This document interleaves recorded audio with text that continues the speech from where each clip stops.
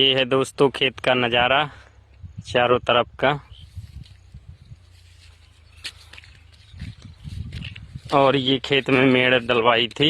यहाँ पर अरहर और तिली और उड़दा लगाए गए हैं।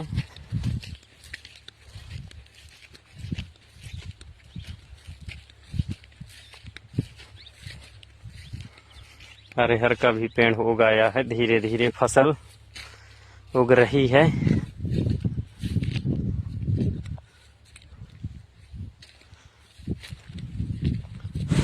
दोस्तों इसके बाद जब धान के जो ये छोटे छोटे पौधे दिख रहे हैं, यहाँ पर चारा उगाता है, तो उस चारा को ख़त्म करने के लिए दवाई डाली जाती है, जिससे चारा सूख जाता है और केवल धान ही बचती है।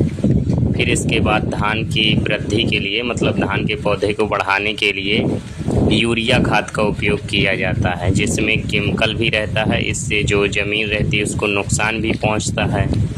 और यूरिया के साथ साथ डीएपी खाद भी डाली जाती है, उसमें भी केमिकल रहता है। तो जो अपनी सरकार और प्रशासन है, इस विषय पर ध्यान क्यों नहीं देते कि जैविक खाद बनाई जाए, जिससे ज़मीन की भी सुरक्षा रहेगी और जो उससे अन्न उगेगा उससे भी अच्छा फ़ायदा होगा, जो भी खाते हैं उनके लिए भी, और बीमारियां भी नहीं फैलेंगी। और जो अपनी ये खाद डालने से धरती बंजर हो जाती है वह भी बचेगी।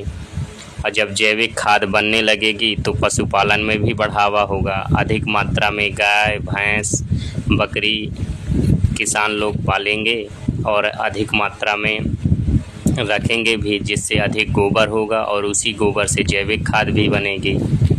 और ये जो कीटनाशक के लिए उपयोग करते हैं दवाई, ये सभी दवाइयों में केमिकल रहता है, जिससे जो फसल तैयार होती है उसमें स्वाद अच्छा नहीं रहता जब अब खाते हैं उसको। इसलिए ये बीजामृत जीवामृत अग्निशास्त्र मतलब देसी तरीके से बनाएं, उनका उपयोग करें। किसान का रुपए भी कम लगेगा और आय भी अच्छी प्राप्त होगी। तो शासन प्रशासन इस विषय पर फैसले क्यों नहीं करते, और किसान भाई भी इस विषय पर ध्यान नहीं दे रहे हैं। बस यूरिया डीएपी और जो दवाइयाँ आ रही हैं उन्हीं का उपयोग चल रहा है। इससे ज़मीन की जो उर्वरता होती है पौधे को बढ़ाने के लिए, वह भी कम हो रही है। आपने देखा होगा कि जो अब फसल तैयार होती है चावल गेहूँ चने सरसों में, उतना अच्छा स्वाद पहले की तरह नहीं रहता और ना ही उस तरह की खाने से ऊर्जा प्राप्त होती है। तो ये सब इसी विषय का भी है और इसी से कई बीमारियां भी फैल रही हैं।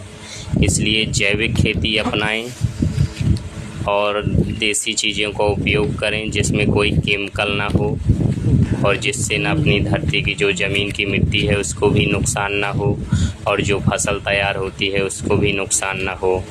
आपका इस विषय पर क्या विचार है, कमेंट करके ज़रूर बताएं।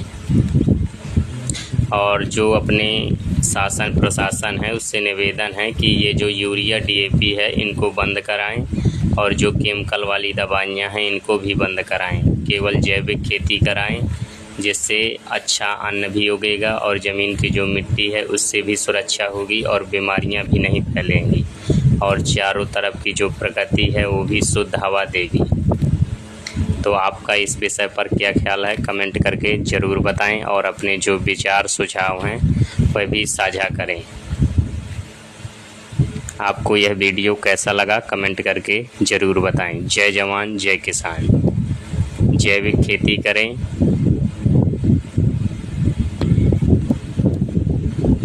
देखिए ये खेत का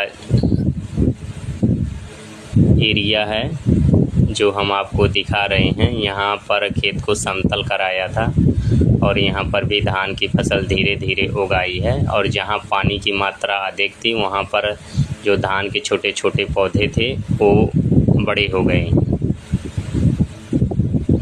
अभी बरसात फिर होगी, अभी मौसम साफ़ है और पानी की वजह से जहाँ पर थी वहाँ पर देखिए धान की फसल थोड़ी और बड़ी बड़ी वीडियो के माध्यम से आपको दिख रही होगी। जहाँ छोटे छोटे पौधे हैं तो वहाँ पर खाली खाली दिख रहा होगा आपको। तो यह नज़ारा आपको कैसा लगा कमेंट करके ज़रूर बताएं।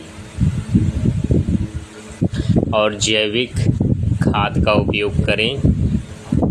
विश्व के सभी किसान परिवार, जिससे आपकी मिट्टी की सुरक्षा भी खेत की रहेगी, खेत की जो मिट्टी है उसकी सुरक्षा रहेगी और जो फसल तैयार होगी वह भी अच्छी रहेगी, खाने में भी स्वास्थ्य अच्छा रहेगा, बीमारियां भी नहीं मिलेंगी। कैसा लगा कमेंट करके ज़रूर बताएं।